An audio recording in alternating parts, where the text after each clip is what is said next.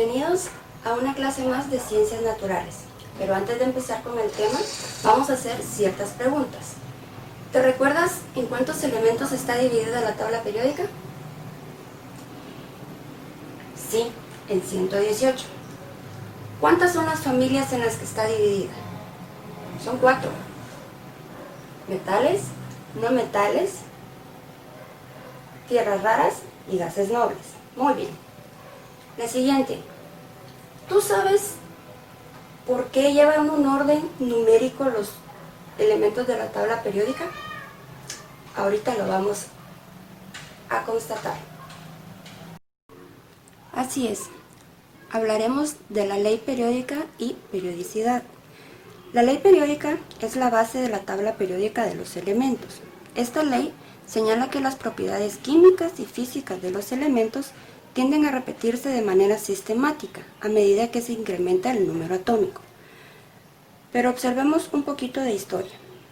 Esta importantísima generalización se conoce como la ley periódica de Dmitri Ivanovich Mendeleev o ley periódica de Mendeleev, conformándose plenamente alrededor de 1905, después del descubrimiento de los gases nobles.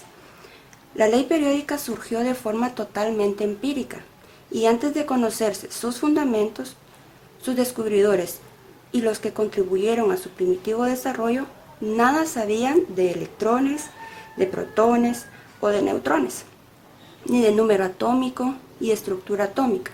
Sin embargo, esto no fue un inconveniente para su inmediata utilización como norma de búsqueda de los elementos desconocidos y como principio organizado de la creciente multitud de hechos químicos.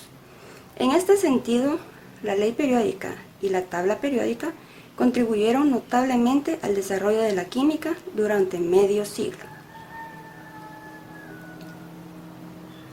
La ley periódica de Mendeleev. Él estudió el cambio de las propiedades químicas de las sustancias en función del crecimiento de las masas atómicas y de los elementos químicos, y analizó el comportamiento de la valencia de los químicos, las propiedades y composición de los compuestos que estos forman. Como podrán notar, la tabla periódica, sus elementos de acuerdo a su masa atómica y al situar en una misma columna aquellos que tenían algo en común, su tabla, presentada en 1869, se basó en la alteración manual de las propiedades químicas. Las columnas verticales de la tabla periódica se conocen como grupos e incluye elementos con idéntica valencia y que por lo tanto presentan propiedades parecidas entre sí. Las filas horizontales, por su parte, reciben el nombre de períodos y agrupan los elementos con propiedades que son diferentes pero cuyas masas resultan similares. Veamos el ejemplo.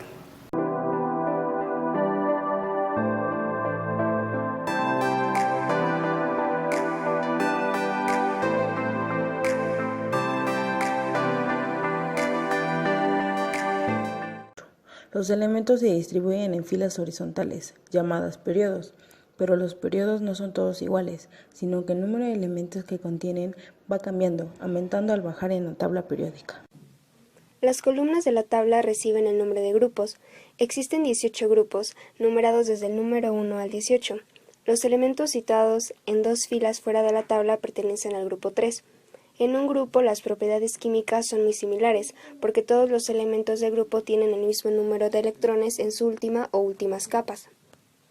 Familias. Las principales familias son familia 1A, metales alcalinos, familia 2A, metales alcalino-térreos, familia 3A, familia del boro, familia 4A, familia del carbono, familia 5A, familia del nitrógeno, familia 6A, calcógenos, familia 7A, halógenos y familia 0, gases nobles. Haremos un ejercicio antes de indicarles la tarea.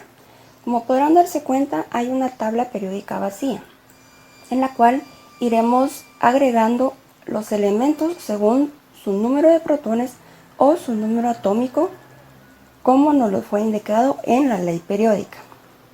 Trabajaremos con el hidrógeno. Colocaremos su nombre, también su símbolo y el número atómico que es el que lo identifica. La tarea será un trabajo de investigación donde indique las propiedades periódicas de los elementos de la tabla.